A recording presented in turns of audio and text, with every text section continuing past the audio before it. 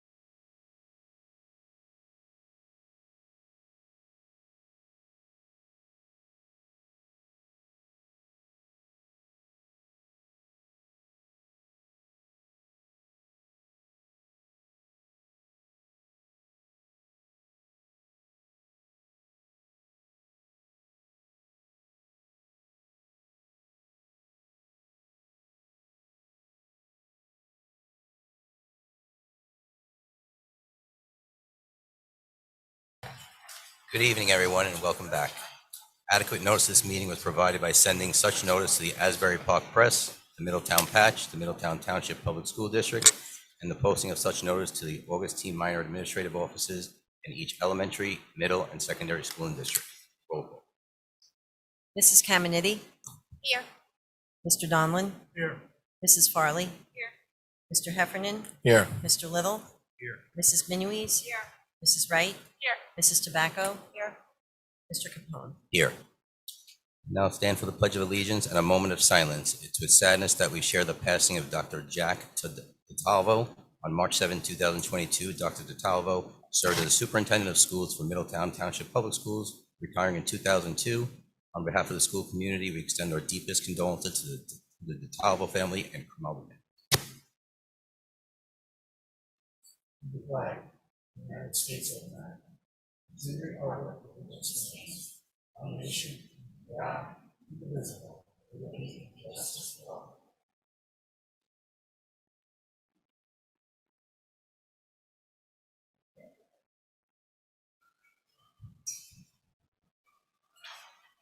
At this time, we're going to ask Mrs. Doherty to please do the presentation of 2022-23 tentative budget. I think we're going to let Mrs. Walker introduce it. Okay, I'm sorry. Okay. We'll leave you in a second. Okay. Tonight, we're going to be presenting the tentative budget for the board's action. We began work on this budget this past fall. We were collaborating with our building and district level administrative team, as well as our board in our committee meetings, to create the budget that is efficient and effective in meeting our students' needs. When we submit this budget to the New Jersey Department of Ed, it must include a statement of priorities. They're up there, that's up there. And this, we have to provide details on the expenditures of the budget that supports each of these categories. We have to outline our proposed curricular programs, including student support, staffing, professional development, technology to support learning, and stewardship of our facilities, all with a focus on raising standards and expanding opportunities for our students with an eye on the future. As we review the proposed tentative budget, sorry about that, tonight, our administrative team will provide information on our use of local funds as well as grant funds to provide programs and supports for our students. Mrs. Doherty will also outline our funding structure and provide information on cost-saving strategies. So, Mrs. Doherty, you want to take it from there? And Good evening, everybody. Our first slide is just to explain what we mean by tentative budget. The tentative budget is the budget that's being presented for the board to approve tonight. And as Mrs. Walker just said, the next step in the process is that budget then goes to the Department of Education to approve before the board can adopt it as the final budget. And before that time, it would also be advertised in the newspaper, and notice would be given of a public hearing on our final budget. So when we say tentative, we are allowed to make changes between the adoption of this tentative budget and the final budget. Some years we don't make changes. Other years there are things that come to our attention or that need further revision that we will make changes before the final budget. If we do need to make those changes, we will review them at a public board meeting before that, and you would be notified, everyone would be notified of what those changes would be. There would be an explanation. The main areas where we focus for further review and updated information between our tentative budget and our final budget is the area of personnel, which is the biggest driver of our budget. We are still looking at enrollments and other needs that we may need to address differently in next year's budget, but what we have right now is based on the facts that we know right now and the plan that we feel would be best addressing all of those needs next year. Health benefits is another area that sometimes we get updated information on. We do have our estimate in next year's budget that's based on everything that we know right now, but as more months of experience go by, we get a better idea of what next year's costs would be, so sometimes we do make revisions in that area. And capital projects, we do have proposed capital projects here, but that is something that we continue to look at, and if there's any revisions to be made, we would change that before the final budget. Move on to the next slide. We have done a couple of public board meetings on the budget already. The slide that we have up now details the sources of revenues that will support the budget. It is very similar to what we presented last month in our budget update. The things that have become more firm at this point are the state aid numbers. We did get our actual state aid numbers from the state, and we were projecting over a little bit over $1 million of a decrease, and actually came in at a $993,000 increase. So we gained back about $100,000 or so on the state aid that based on or versus what we had projected previously. This is year 5 of our S2 decrease, and we'll have 2 more years of implementation. The top line is the tax levy. We had previously presented revenue based on a 2% increase in the tax levy. We will go into in a later slide what the impact of that would be on an average assessed value home in Middletown. The other sources of revenue we have presented previously. We budget for extraordinary aid. We don't know what that number is going to be. We have to make an estimate of that based upon prior year awards. We have other sources of revenue such as tuition from some out-of-district students that we take in. We have enterprise activities, which is mainly the work we do with the YMCA and their compensation for the use of our facilities or their before and after care programs. We are using capital reserve to cover the funding for projects that are eligible for that, and we have a more detailed slide on that later in the presentation. We also receive, or we put in claims for semi-reimbursements, which is a Medicare or Medicaid reimbursement that we get back for some certain services we provide in district to students. We also take in fees from other districts for transportation jointures that we share with those districts for out-of-district students, and we've been pretty successful in putting those together, and that defrays our cost of routes as well. So that's another revenue in the budget. And then we also have surplus available, which is a result of excess surplus from the 6/30/21 fiscal year, and then some additional surplus that we had available that due to the pandemic and things that we were not able to do in previous budgets that we have put aside in our fund balance. We're utilizing part of that to supplement this budget. So the total revenues presented in this budget are $176,468,828. Go to the next slide. The next few slides detail our appropriations for the tentative budget. Again, this is very similar to what we presented in February. We do have the major categories presented here, and there are some increases and decreases. As far as regular programs and instruction, that's all of the regular ed expenses, mostly salaries and supplies and things of that nature, building level supplies as well. The building budgets are in here. We do have some additional positions that we'll detail in a later slide that are included here, so that's generating some of the increase there. We have also in our co-curricular activities, the increase is about 7.7%, and that's mainly attributable to, we have the addition of flag football. We're also fully funding volleyball this year, but the biggest change there is due to the fact that we had summer programs that we were able to fund through ESSER funds last year. Those funds have been utilized, and now those costs are back in our local budget, so that's driving some of the increase there as well. Our tuition area, we do actually have a decrease. We have some reduction in out-of-district placements, a few placements, and then some revisions of estimates there, so we were able to decrease the amount we're budgeting in that line item for this year. As far as attendance, health-related services, and guidance, we are adding an additional guidance counselor. You'll see that in a later slide, so that's contributing to some of the increase there. And we've also budgeted for some increased related services for students. We also have under the category of improvement of instruction, staff training, and media services, That increase, although it's not as large a number as some of the other categories, is a 40% increase. That's being driven primarily by an increase in professional development. We have not been able to do our traditional professional development for our instructional staff for the last few years, so we are trying to do some catch up there and budget some more professional development for next year. We also have added for this year an additional special education supervisor, and that is also captured here as well. You can go to the next slide. So the remainder of our appropriations, the top line is our school level, district level, central administration, and IT administrative costs. That's increasing 2.3%. Our operation of maintenance and plant, there is an increase reflected there of 11.5%.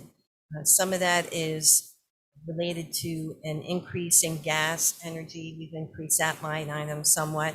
We're being told by our broker to project about a $400,000 increase in our liability insurance for this year. So that's driving a good portion of the increase.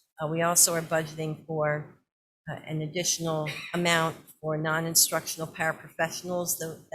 Those paraprofessionals fall under this category. The instructional paras are with the programs, but the non-instructional paras are actually captured here in operation of maintenance and plant. And we also have budgeted a little more for overtime for facilities as we are going back to more normal operations of activities and so forth. We have more of a need for overtime for our facility staff. So altogether, that is driving the increase of about 11.5%. Student transportation services, we have an increase. We just spoke a couple of minutes ago about the jointures, and so where we're taking in that $1 million of revenue, we have to reflect the cost of the routes here. So we do have $200,000 of additional transportation revenue that's offsetting some of the increase that we're showing here for transportation services. We've also seen a large increase in aid and lieu payments. Those are payments that we're required to make by the state to non-public students who live in Middletown. And if we cannot secure transportation for them that meets certain financial criteria, basically the route would have to cost less than $1,000 per student or be able to be obtained at all, which has also been a problem, even getting contractors to bid on these routes. If we're not able to secure the transportation that they're eligible for, we're required to pay for each student $1,000 to the family of those students. And those payments have gone up about $300,000, and that's also driving an increase in this area as well.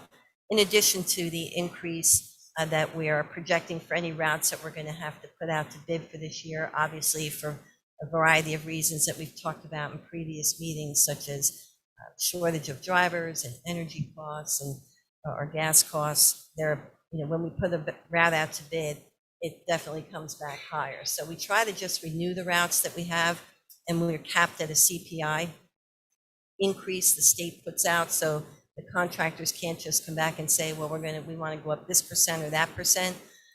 But unfortunately, the CPI percentage, which I forgot to write down here, but it's less than 2% for this year. So we have to see, how many of the routes contractors are willing to renew at that capped increase, or whether we're going to be told they're not going to renew them and go back out to bid. So we are allowing for some of that as well. Employee benefits is a big driver of our budget. We have a slide on that, so we'll talk about that in a few minutes. And also capital outlay. This is where we capture capital projects that we're looking at doing, and that's captured on a later slide as well. So again, you'll see our total budget equal to the revenues totals $176,468,828, and that's an increase of 3.1%. But some of that again is being driven. If you look at capital outlay, we are projecting to do more than $500,000 more in projects this year, so than last year. Our next slide details our proposed personnel changes. And Mr. Rennell, I think you're going to talk about that. So good evening, everyone. So we're just going to go over the list of additional personnel that's being included in the budget based off of need.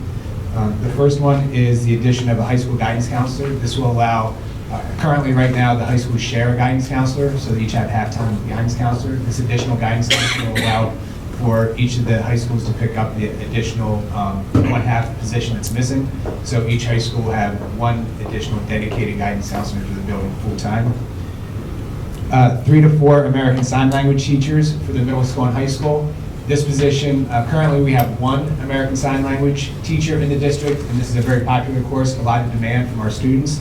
We're hoping to fill these positions, and if we are successful in being able to fulfill all 4 of them, that would also allow us to bring the American Sign Language program down into the middle schools, as we've been discussing. Looking to add an additional teacher at Middletown Village, and this is based just simply on projections. Currently, Middletown Village 5th grade has 2 sections running. It's the only grade at Village that has 2 sections. So as those 5th graders age out, the upcoming, moving up 4th graders, there are 3 sections of those, so we'll need an additional teacher to have 3 sections at 5th grade. An increase of 1 part-time high school ESL teacher, moving that to a full-time position. This is due to the number of students in the program, an increased number of students in that program, and also making sure that we're able to fulfill the required time of instruction for those students through the ESL program. Looking to add an additional reading development teacher and 1 additional mathematics specialist in the elementary school. These 2 positions, right now, Fairview and Nut Swamp are actually sharing 1, so they each have a half position. Fairview was identified as a Title I school, and our Title I schools have full-time positions as reading development teachers and mathematics specialists, and that happened after last year's budget, and the positions are already approved. So this 1 additional reading development teacher and mathematics specialist will allow Fairview to have their 1 full-time position for both reading and math, and it will allow Nut Swamp to recoup their position that they were sharing with Fairview. The next one is an additional mathematics interventionist at Thompson. Again, right now Thompson has 1 mathematics interventionist, Bayshore and Thorne have 2, so we're looking to bring Thompson up to 2, so all 3 middle schools have the same number of mathematics interventionists. Looking to fill the alternate school intervention program at the high schools. This is a position that goes back between both schools, north and south. It's a position that was in the budget when we moved to, during the pandemic, we weren't using that position. This year we've seen a need for it, and we've been filling it on a 6-period assignment basically, but we're looking to have that as a full-time position like we did in the past, and that person will have a training in restorative practices, which is an initiative that the district is moving forward with. Then looking to add a transition specialist. This will be a district position at the secondary school, and this position is someone that will be working with our special education students as they begin to age out of the program and look to post-secondary. So they'll be working with students as young as age 13, but specifically those students that are 18 to 21 and developing the transition plan to move them past their high school careers. Then an additional art teacher at High School North. This position right now, High School North has 2 art teachers. High School South has 3 art teachers. There's a demand as High School North houses our arts academy. When that academy was designed and implemented, it was always meant to have 3 art teachers to be able to fulfill the request of the students, and we're at that point now where we need to have that 3rd teacher at High School North to make sure that our art students are receiving the instruction and the requirements to fulfill the academy. And the last position on there is 1 additional special education teacher at the secondary level. We know we're going to need that position. Right now we're still monitoring enrollments. When we build our schedules, we build them out to almost capacity, and we're still early in that process. We have students enrolling. We have students that are going to be evaluated over the summer. So instead of specifically stating what school that's going to be at, depending on the need and the highly qualified teacher that's available, we'll place that position where it needs to be. And then the last thing that I'll add is The last, 5 positions there are in yellow, and the reason that they're highlighted in yellow is just those are additions or changes to what we had originally presented at the previous meeting. Question members?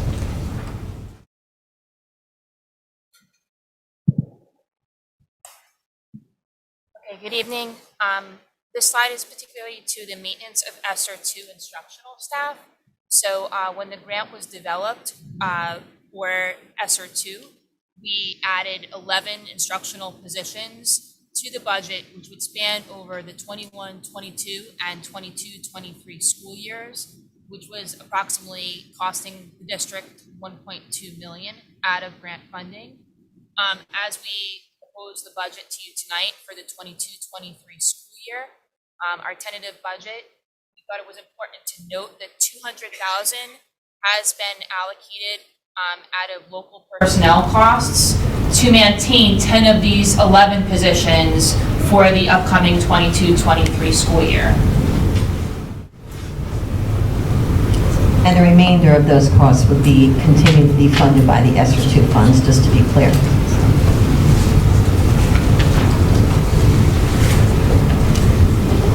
So we mentioned earlier health insurance. We have done some things to mitigate the cost increases related to health insurance that everybody faces. Most significantly, the district changed carriers, migrated from Horizon to Aetna for medical and prescription last September.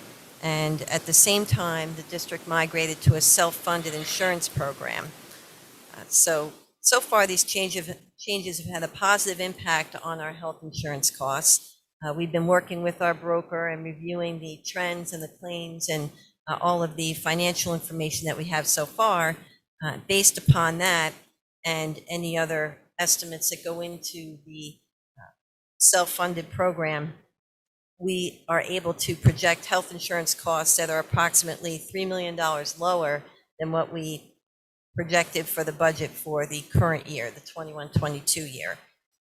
The other piece of the health insurance puzzle is Chapter 44. We've talked about that in previous meetings, the impact of that legislation that required all districts to participate in this plan design. It's called the New Jersey Employee Health Benefits Plan. And all of our new employees are required to go into this plan, and it was also opened up to any existing employees at the time. So we have talked about in previous meetings how the plan design that's now required was actually more expensive to us when we were going through obtaining it on a fully funded basis than one of our more popular plans, our direct access plan. And in addition, the employee contributions for this plan are less than they would be under Chapter 78, which was the previous legislation that was governing health benefit plans. So based upon those two factors, the increase in the premiums and the loss of contributions, we've been talking about how that's represented a cost to the district. So the state has asked everybody to require all districts to provide information on those costs and the changes and so forth, so they could do a calculation. One of the provisions of Chapter 44 was they wanted to determine if the district had saved money, if it cost them money. If it had saved the district money, then that was going to have be impacted in the budget. But we got our calculation back from the state after providing all of the information, and the state verified what we've been saying all along and calculated that between the 1920 and the 2021 fiscal years, this legislation basically generated an increase in cost for us of over $1.7 million. So that is a lot of the reason why we've been trying to be, not that we're not always proactive in marketing our costs, but some of these other moves that we've made were also to directly counteract the negative impact of Chapter 44. All right, in terms of curriculum and instruction, we update our curricula on a secular basis, and some of the larger scale curriculum updates span multiple grades and content areas. The major ones for next year include middle school social studies, which would impact grades 6, 7, and 8, middle school fine arts and drama, and middle school language arts. In addition, elementary science, which would impact grades K through 5, and elementary and secondary ESL are also two larger scale curricular updates that we would need to do for next school year. In addition to current curricular updates, we are also introducing new courses to our sequence of courses next year. In mathematics, we did roll out new math pathways last year, and as part of that rollout process, we are offering multivariable calculus next year, as well as introductions to data science. So those will be new offerings that require textbooks and programs and things of that sort. There's a variety of new electives for the Arts Academy and for the CTE program that are coming in. So those will be also offered in our schools starting next year.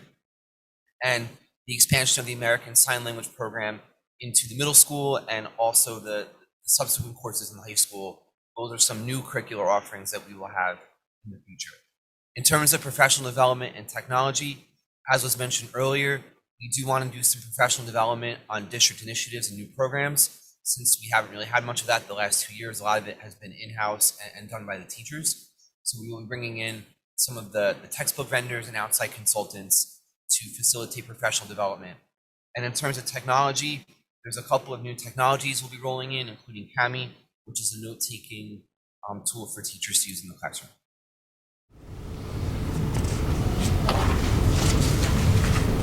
We have a number of special education initiatives planned. I'll do the two preschool ones first. We did launch our first full-day integrated preschool program at Harmony on February 3rd, and we would like to expand with an additional class at Harmony, full-day integrated preschool for next year. We also would like to offer training and professional development on all the preschool staff on the updated digital version of Creative Curriculum, which is the curriculum currently used in the district. We'd like to increase and enhance the related services that we're able to offer to students for behavioral supports so that they're able to focus on their academics and their social emotional well-being with their peers. Provide district-wide professional development and training through a consultant that we work with district-wide on modifications and accommodations to support our students with disabilities in general education classes. And we would also like to enhance our transition program for our students ages 16 to 21 and develop a class for students 18 to 21. So to clarify that, in the IEPs, we have we have very robust goals and objectives starting at age 16 to help our students with disabilities prepare for post-secondary life. And we would like to have a transition specialist who can assist the child study team, the parents, and the students in selecting those goals and objectives. A class for students 18 to 21 would be for our students who have done 4 years of high school and are going to be with us extra time. It would be a class that meets for a short period of time during the day, working on looking at job ads, resume writing, interview skills, what to do if you have workplace conflict, and then from there they would be going out to different work sites.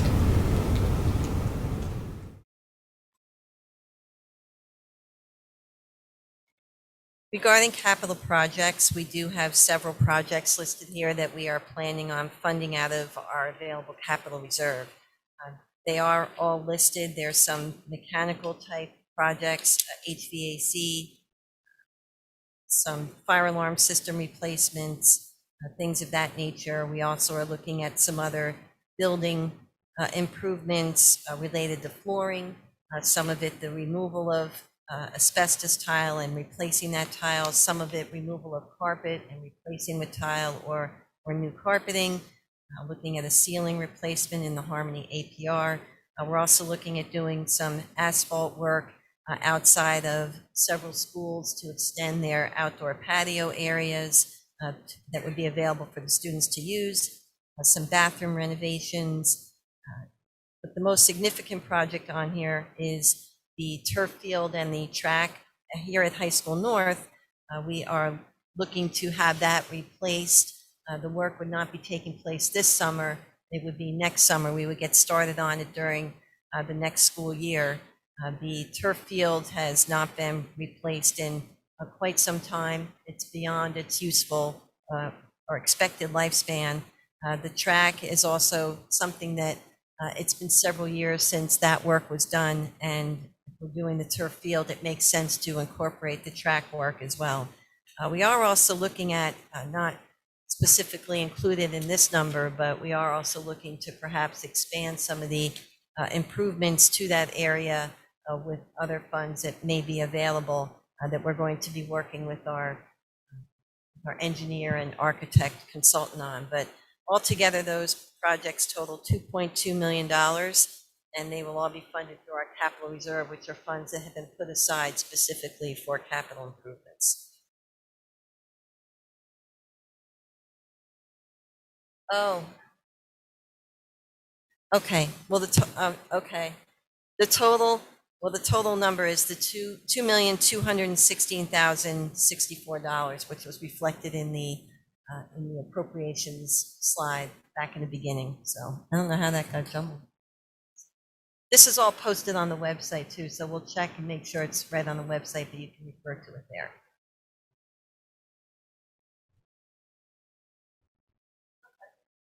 Okay.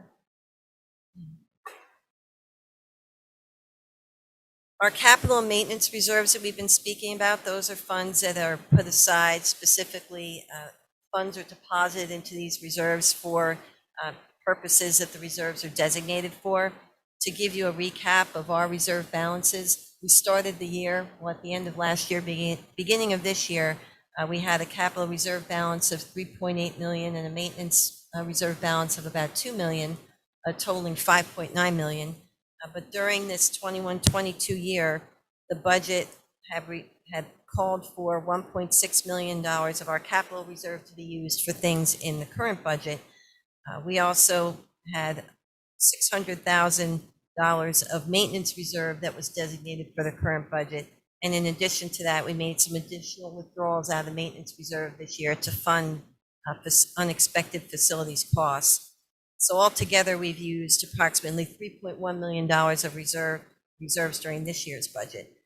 We also are allocating, as we've said, $2.2 million of our capital reserve for projects next year, which would then bring our capital reserve balance down to zero. Our maintenance reserve is now standing at $569,000. If there are funds available at the end of the current year, the 21-22 year, after we go through all of our operations, the board can elect to make deposits to replenish these reserves if there's available funds.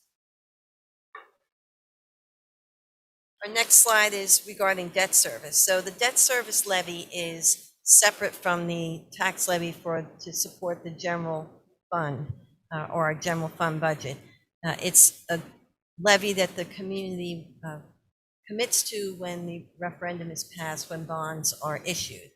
So each year we have to determine how much tax levy is needed to support and make the bond payments after we also take into account the state aid that the state provides for debt service.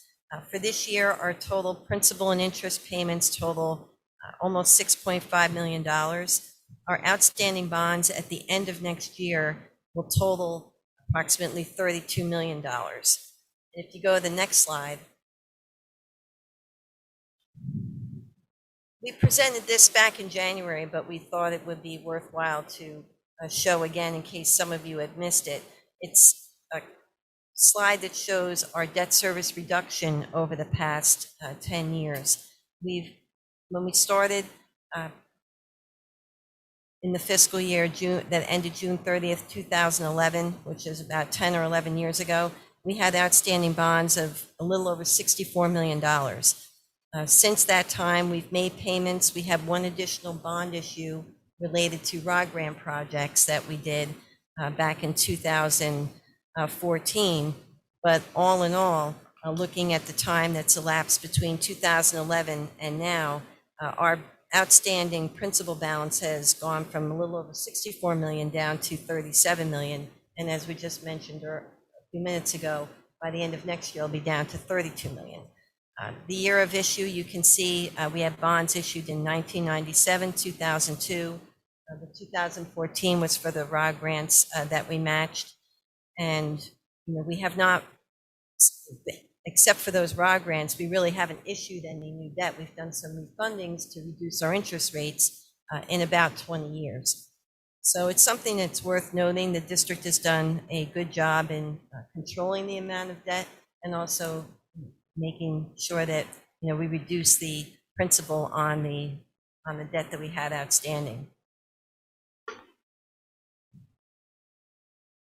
We also have received, we've mentioned ESSER funds. We've had a few different sources of pandemic-related funding. We had the CARES Act, we had ESSER 2. The most recent round of funding was the American Rescue Plan, or the ARP ESSER funding. That is the funding that we are now looking to expend over the next couple of years until that grant period expires. We have done presentations on the uses of this funding, but we thought it would be worthwhile to highlight some of the things that we're going to be able to do within the district that will be outside of our general budget and part of this ARP ESSER funding. So I think Mr. Kirkpatrick and Mrs. Burt, we're going to talk about this. Good evening. So the ARP ESSER funding is going to allow us to expand our relationship with Effective School Solutions. They're in the process of onboarding 5 additional counselors right now, 3 of whom will be shared among our elementary schools for Tier 2 interventions, and both of our middle schools and our high schools will be sharing, each will be sharing a counselor as well. They will be handling our Fit to Returns, which are student clearances, and also going to be providing us parent training and staff training. Our first parent workshop will be here tomorrow night at 7 o'clock. So if you're available, please make sure you join us. It will be offered virtually as well. And we are going to be working on a universal screener as well, which will help us give us baseline information about our students' mental health well-being. Okay, the next bucket of funding is the Accelerated Learning, Coaching, and Educator Support, which we were able to fulfill many different meaningful uses. The first being supplemental instruction for all grade levels that were for students who were impacted by COVID. So students were given a certain amount of hours per week in supplemental instruction to support them in their learning when they were out due to the pandemic. The second use is for every school in the district has developed a learning design team with several different stakeholders on the learning designs team from the instructional staff. They basically come together and analyze multiple measures of data to support our students and look at different measures to guide the instruction and create goals and update the staff on where they are with the students' goals within the schools. Another use of the funding is professional development. As you've heard a couple of times tonight, due to the pandemic, we haven't been able to afford the professional development in the ways we are used to doing. So money is allocated within this bucket to provide professional learning over the summer with certain learning experiences for our staff. And then we're excited to be able to develop math and ELA secondary assessments, which will be another instrumental measure for us to guide student instruction, to provide students feedback, and for our learning design teams to look at as another measure of valuable data for student learning.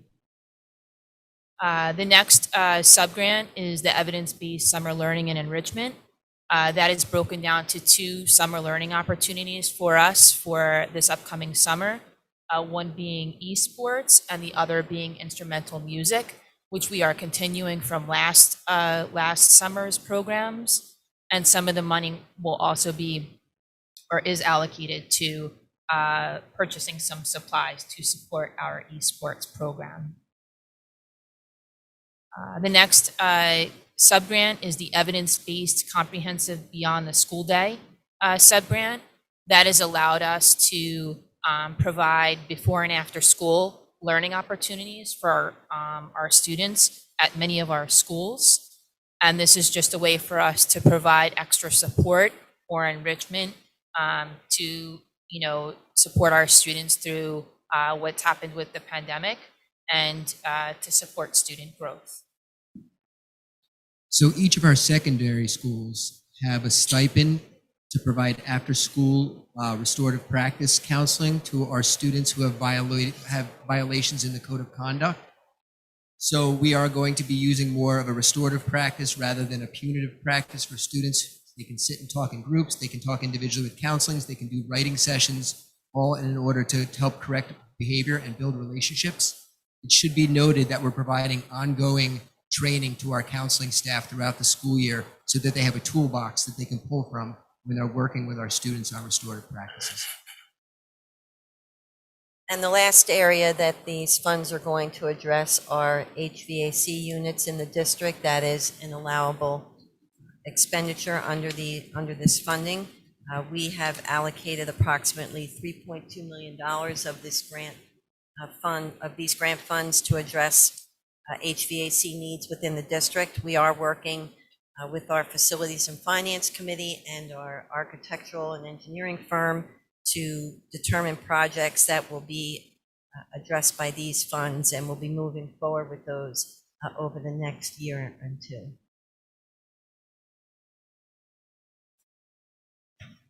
So the next slide is basically our bottom line slide.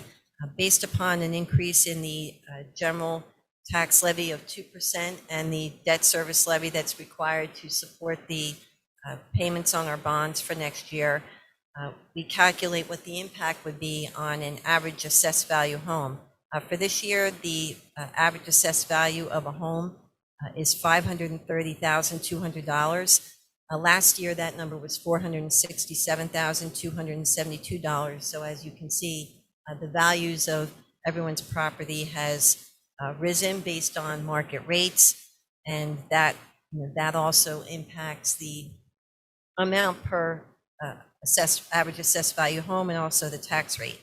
So for 21-22, the operating tax impact for the general fund was $5,856.89. With this proposed tentative budget, that number would increase to $5,993.66, or an increase of $136.77 per year, or $11.40 per month.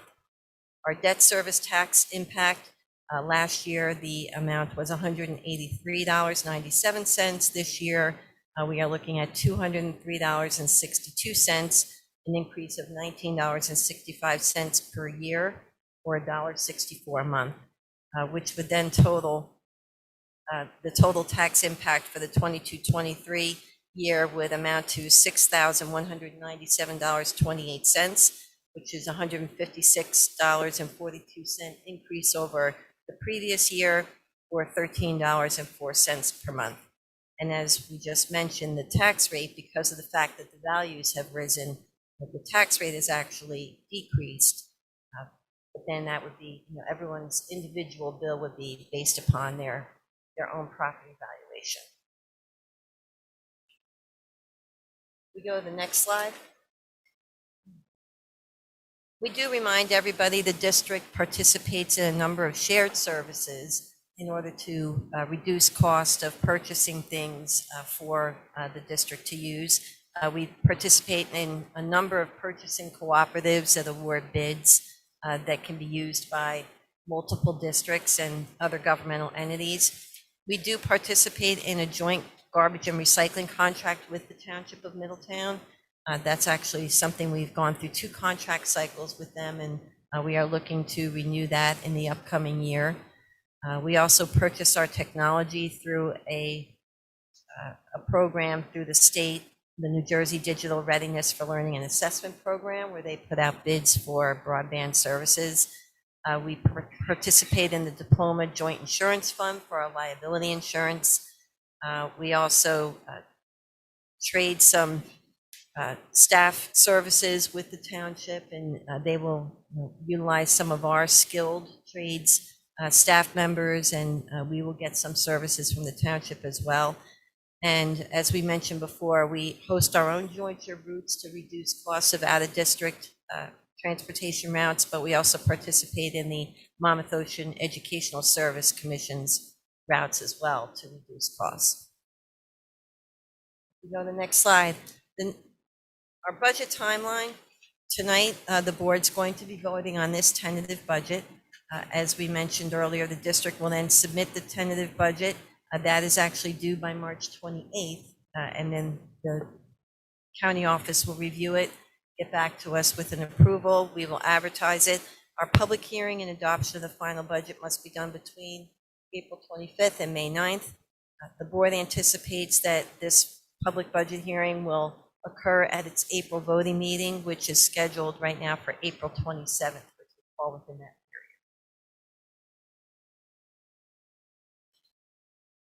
period. That concludes the tentative budget presentation.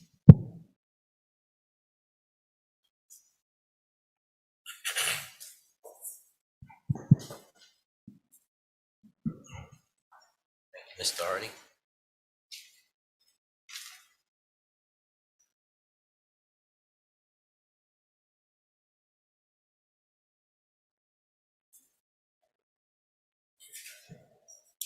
At this point in time, we'd like to open the mic for public comment on agenda items only. Just come forward, state your name, your address, and seeing no one come forward, I'm going to move on. Oh, agenda items only, Mike. Good.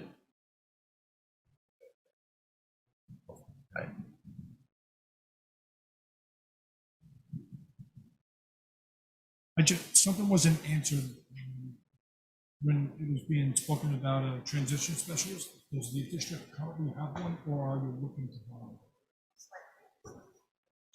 Michael, right here in Middletown. As far as the transition specialist, do we currently have one, or are we looking to hire one? We are looking to create that position. Not currently have a transition specialist. So would it be looking at one, or how much thought has gone into that process? Like, are we looking to create one position? Yes, or at this time, we're looking to create one transition specialist for the district. I would just ask that you take glasses down. I just ask that you maybe take a second look at that and do a little more homework into that. As you look around our local businesses, you don't really find too many people that are employed who have a disability or some sort of disadvantage. With the school system being as big as it is, I think we definitely should look into maybe hiring more. I think that transition should probably start a little earlier in the child's career. I think as a country, we do a horrible job at taking care of people with disabilities once they transition out of the school system. When they reach 21 years old, they're on their own. We don't really have anything set up to help them on their way. And a lot of that resorts back to the family. I think for looking at the transition and how committed you are in making that transition a reality will benefit both the students and the families. I think the families really need to be a part of that as well. Most students who graduate high school go on to another school or a different career. And unfortunately, the children with disabilities who are looking to transition don't. Their life basically ends with the educational process and that kind of stuff.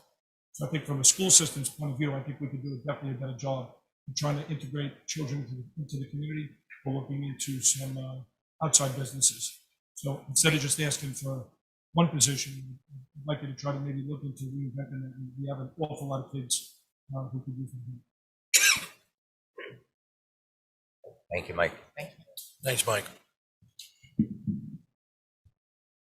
Anyone else wish to make a public comment? Agenda item only. Seeing no one coming forward, we're now going to move to the report of the superintendent, Mrs. Walker. I'm sorry, we have to do the vote on the tentative budget. First. Okay. I need a motion to approve the tentative budget. So moved. Have a second? Second. You do a roll call, Ms. Doherty? Yes. Discussion? Discussion. I just had some questions. I just was wondering if you could go back and talk a little bit more about the proposed capital improvements, especially, the big one, I guess, the turf and the track. You had kind of said it's been a while and sort of in bad shape. I was just wondering if there were some more specifics on that, because it is a pretty big chunk, and it would bring the capital reserves balance to zero. The maintenance reserves were needed after everything that happened last year. So just hoping you could shed a little more light on that. So this is the project that we've been talking about, making sure that we include it in a future budget for the past several years. We've been monitoring the condition of the field, and the field itself is 13 or 14 years old. It's been a long time since it was done. We did recently do a replacement of the field at High School South. That was in 2000, I keep saying this, 2017, 18, I think, right? And at that time, that field was older, and we did the replacement of the field and track, and we've been monitoring the conditions at South and at North. And at this time, with the lead time that's also needed for these projects, we feel that it needs to be included in next year's budget, so just so we can even get to it, not this summer, but next summer, so it'll be ready for the fall of 23. And by that time, the field would be, closing in on 15 years old, and it's beyond its expected lifespan. And it starts to become a safety issue if you let it go too long. There'll be issues with the field that, will cause trouble with athletes running on it and so forth. It is a significant project, and we are going to be scoping it out. And of course, that goes out to bid before we will be able to move forward with it. But it's something that isn't going to resolve itself. It has to be addressed. And at this point, we felt that it was best to get that queued up so it doesn't become something that's irreparable or unsafe to use. I just have a question to build upon Kate's question. While you were talking about renovation on the track here, you mentioned also that the facilities committee was talking about other projects that you were looking at. What are those, and where would funds come from that? Right. Well, they're not included in this year's budget, but we did talk about exploring the possibility of possibly improving the bathroom facilities at both schools for the fields, because right now we use porta-johns and we don't have real bathroom facilities at North or South. We also talked about looking at possibly the concession stands, even eventually looking at the lighting. Again, not specifically identified in this budget because we haven't identified those funds at this point, but we are going to be, when we're looking at doing the field, we're also going to be exploring those other improvements to see, just to get an idea of what the cost would be, what would be involved, and if there's any way that we could come up with funding from another source or in the future to do that, as long as we're looking at these. We just really, the point was that, this would be step one in the project, and we would be trying to look at making other improvements at those sites at both North and South.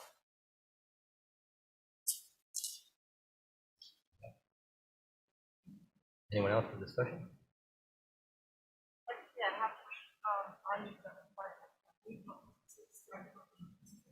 Not yet. We haven't right. We haven't gone forward with it. We've mentioned it to them, but they would actually have to come in. They are going to be coming in to talk to the Facilities and Finance Committee next month about the ESSER projects and also some of these projects. So we'll get more. We don't have any more specifics yet. So we don't have formal bids. Oh, no. We don't anticipate going out to bid for even just the field and track part of it till probably the fall.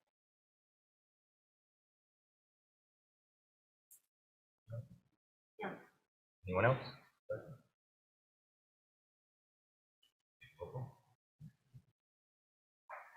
Mrs. Caminiti? Mr. Donlin? No. Mrs. Farley? No. Mr. Heffernan? Yes. Mr. Little? Yes. Mrs. Minuis? No. Mrs. Wright? Yes. Mrs. Tobacco? Yes. Mr. Capone? Yes. Okay, we have 6 affirmative votes, so the tentative budget is approved.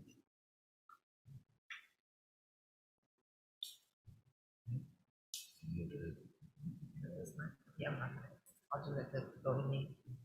We'll move to the committee reports now. Legislative, we did not meet. Co-curricular technology, Ms. Caminiti. Student services, Mr. Little. Yeah, our last meeting, we asked to go through just basically what we have in the district, so it's kind of that was kind of a good portion of the meeting. We talked about the disproportionality project with Dr. Fergus. This is the district's 2-year work. Dr. Fergus is from Temple University. It's part of equity inclusion. Currently, he's been attending the IRNS committee meetings, and he's basically trying to assess meeting protocols and intervention strategies. So right now, he's working with intervention teams to assess. During the rest of the year, he's going to be looking at, I believe, correct me if I'm wrong, Dr. Keating, but he'll be looking at, I think he'll be looking more into equity and inclusion from a different perspective. I think he's going to be looking at equity literacy, yes. Right, which would be a little bit different than what he's doing now. Right? Would be, and I think we're thinking that he might be on board for another year. We're not sure.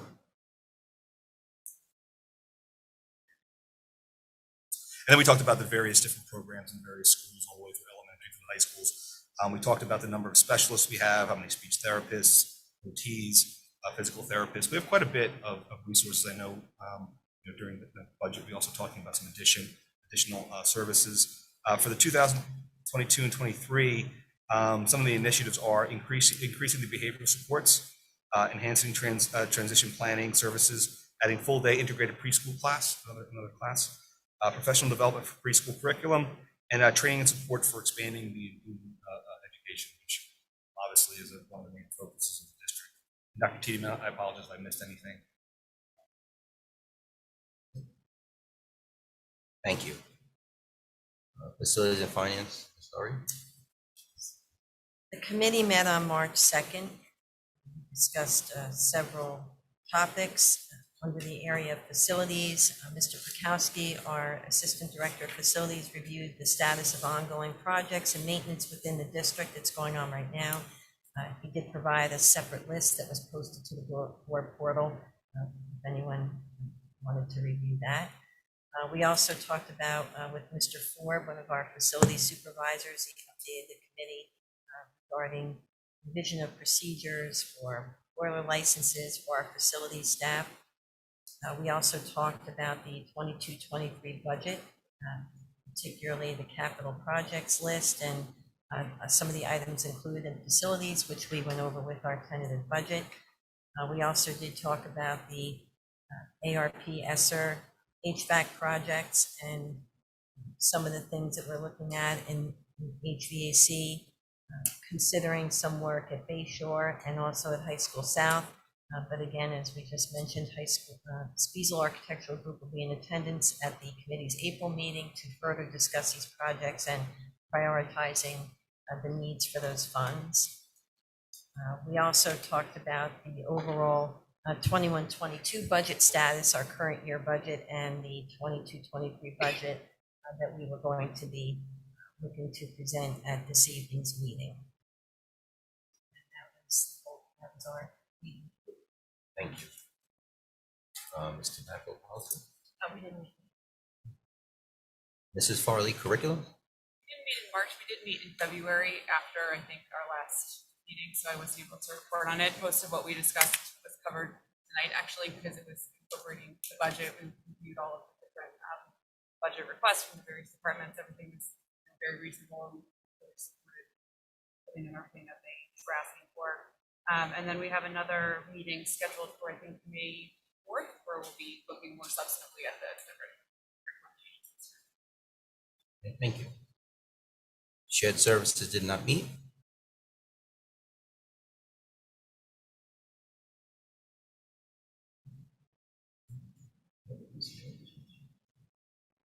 Negotiation.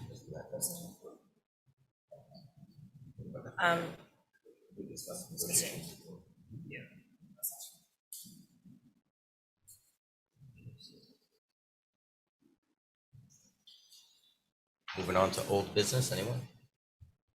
Yeah, I'd like to, at some point, again, I keep bringing up, it's kind of annoying, but the security concept about, we talked about, there was a couple years ago, a few years ago, we talked about, having class 3 officers in the buildings, and I know that we're back in school full time. We haven't heard a lot of things in the news lately, but, there's been some instances where there's been some issues in schools and things like that. Just to revisit it, talk about, what kind of appetite we have on the board. If there's any interest in pursuing it or discussing it. Yeah, well, not guard, well, police would be somehow resource officer of some sort in the secondary school. Well, if the board wants to, I think we talked about, I think the board has appetite. If the majority of none of us don't want to do it, then we probably wouldn't be at shared services. That's what we're looking at.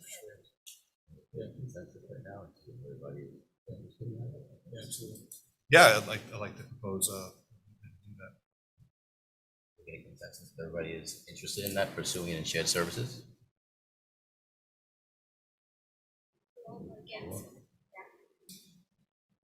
Looking for, a few years ago, we looked at the possibility of not putting resource officers in there, but they were called class 3, where they're retired officers under John McGuire at the time. And they would be police. They'd be under the police department.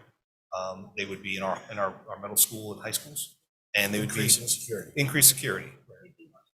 They'd be armed. Yeah, they'd be police. I mean, they'd be police officers. And they would, obviously you have an MOU agreement with the whole rigmarole. We went through a whole thing. It never really panned out, but there's a whole process you could do. And, Homedale does it. Red Bank does it. Right. I mean, a lot of towns around us do it. Like, it's not an unusual thing. And I've heard nothing but good feedback from it. Especially because they're retired police officers. So. Some towns actually do full-time police officers. Yeah, even the class 3s do retired. Right. I've heard good things about that too. Well vetted. I have no problem speaking about it or bringing up the shared services. Does anybody object to that?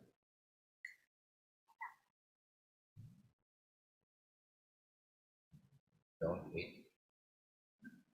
No objection to talking about it, but I know we did talk about it in the town and it was a viable option. So I have no problem talking about it. We'll revisit it, bring it up in shared services. That'd be great. Look at it. Thanks. Yeah. Moving on now, new business. I just want to say, some of us attended the play at Thompson Frozen.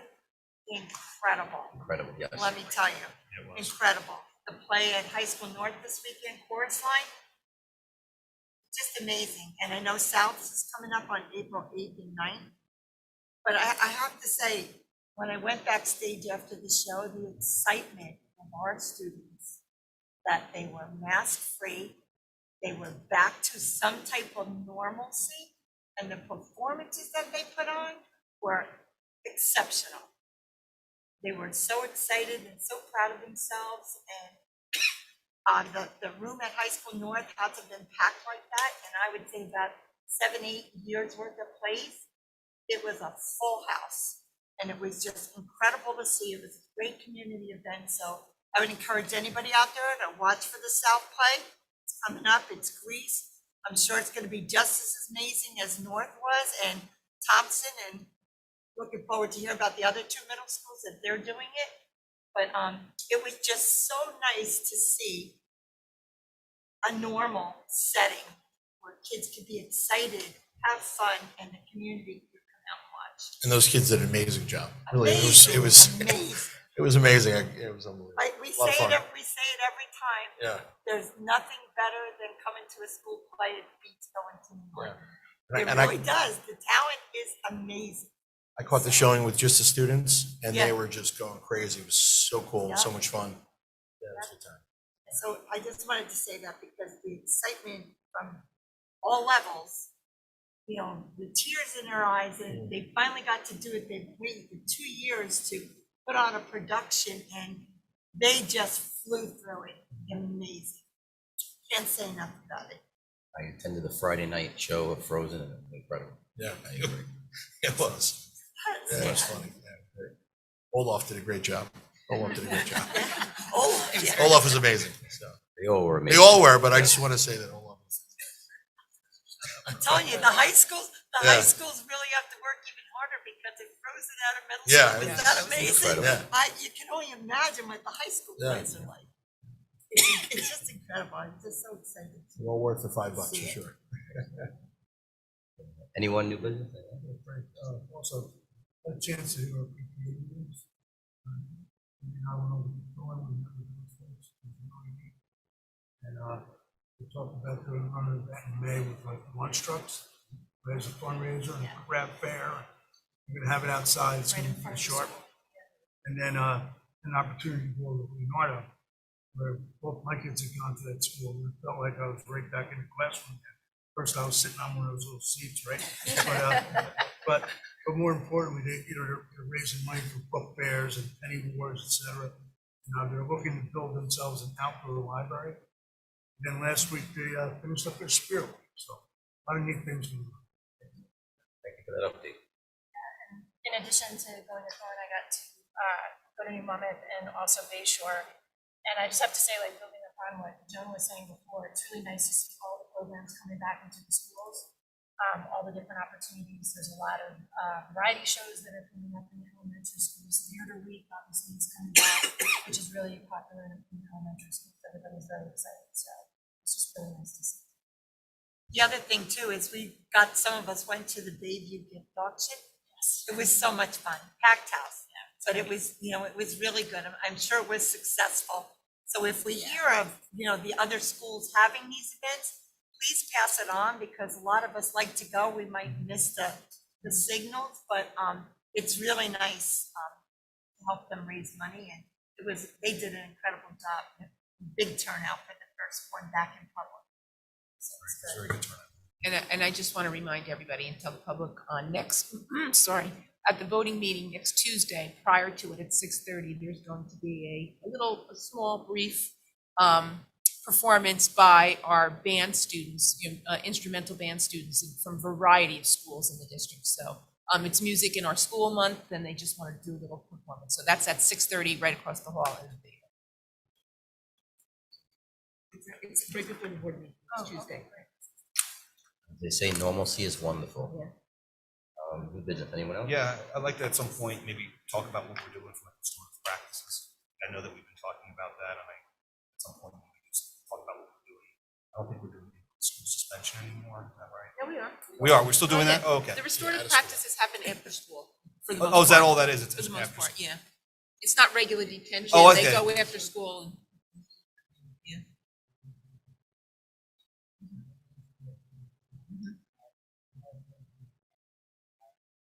Okay. Oh, we do, okay.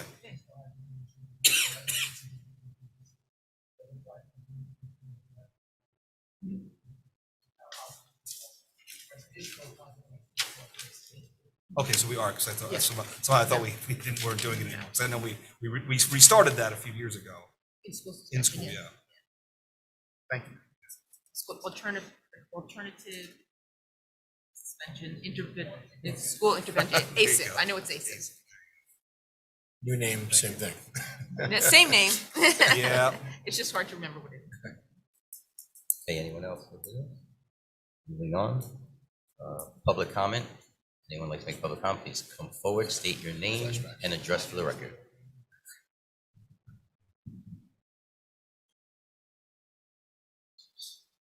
Susan Servo, and we all know why I'm here. So I'd like to give everybody the last minute we could table it. We've seen my email, correct? Right? So we're not going to reject. So here's this. We have a Middletown North coach. You're making me say this. But I'm just going to jump in and say the board's not going to comment because I know the matter you're speaking about. Bruce, and how about you Can I finish? answer? Okay, no, Can I how finish about speaking, someone Mr. Bowman? answers the fact that, tell me what the protocol is. Are you finished? So I can- No, I'm not finished. And I won't be finished until you answer my question because I won't be bullied. I was trying And to, but you interrupted. So what's my question? I was going to say that your topic upon which you're going to speak involves both personnel and student matters. It doesn't. I'm asking, I've said it 1,000 times in my memo. I am asking what the protocol is for the athletic director to look into a coach paying for private lessons, and you're making That me is- say this that is a because I personnel did not matter. want to. I'm It's not a instructing personnel everyone because I on will the tell board you what. in Middletown administration not to South. discuss this. First of all, And I'm Middletown advising North- Ms. I'm sorry. Serbo that she has Okay, the can I right, finish? she has the right to speak here. I'm sorry. But I do- however, any comments you make, I'm just cautioning you, could subject you to liability, not from the And district or here's the board, this, but because from I would love individuals and to, students. I would love to get your coach on record too, and your administration on what they actually did to look into this. Because it's not about my child. It's about every single child in the Middletown school system, and you're representing North and South. Okay? So if you have one coach who you cannot answer to if he's paying for private lessons, I've told you this, I didn't want to come here. But it's not just Middletown North. It's Middletown South. It's every single student that doesn't have a coach pay for lessons. So if you want to come after me for slander, have at it. Have that coach sign something with the parent and with every other person. You guys read this. You know I don't come here without something, but you know what? It's not my child. I've been told by the athletic director and Mr. Ranella, Mrs. Walker, that it's not my child. I watched for 5 years. That this happened to my child. She's gone further than this. I have literally sent you all. So I'm sorry, just wrap it about up if you could, please. Fine. Okay. Look here is it. You answer the question, what is the protocol? Which none of you have. Mrs. Walker, you have it. I asked you what the protocol is for this. You're throwing a freshman, and I've told you under the NJSIAA that she will no longer be an amateur if your coach pays for something. And you're all ignoring it. You're all ignoring it, and you're like literally standing up for a coach who literally has other violations in my emails, and you're literally going to throw a freshman under the bus and top up all the other students who didn't get this preferential treatment. What about a safe, fair, and competitive athletic environment for all of Middletown? Because you want to know what? If the North coach can give a freshman like private lessons, why didn't all the other North kids get it? First of all, because it's illegal. Second of all, what about all of the South kids? You made me come here. I asked you not to. Thank you, Sue. Would anyone else wish to make a public comment? Step forward, state your name and address for the record.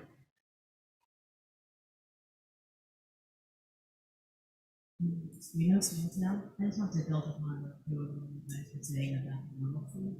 It is also part of Lesson Back, so I would able to attend the event that the did last Friday at school, where 1 week in informations from the community, from the school, to informations for all the Lesson Back and being able to partners with us.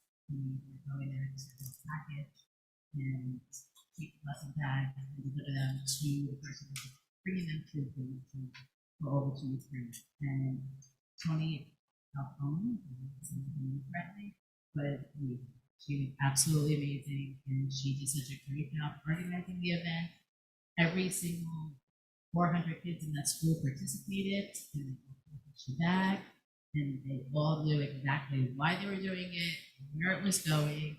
Personally heard her ask every class that came in why they were doing this and who was going to it. Every single one, kindergarten to fifth grade, knew exactly what was going on. So, and it was so heartwarming. It's so nice to see it all come together. And I just want to give props to them because they packaged themselves close to 500 bags that we were able to send to Ukraine, plus monetary donation to purchase water tools to send over to them. Those particular bags were actually going to St.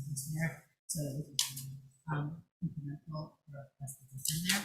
So I just wanted to say that is the paper bags and Thank you. Would anyone else wish to make a public comment? Seeing no one stepping forward, I'd like to make a motion to adjourn. So moved. Second. Discussion? All in favor?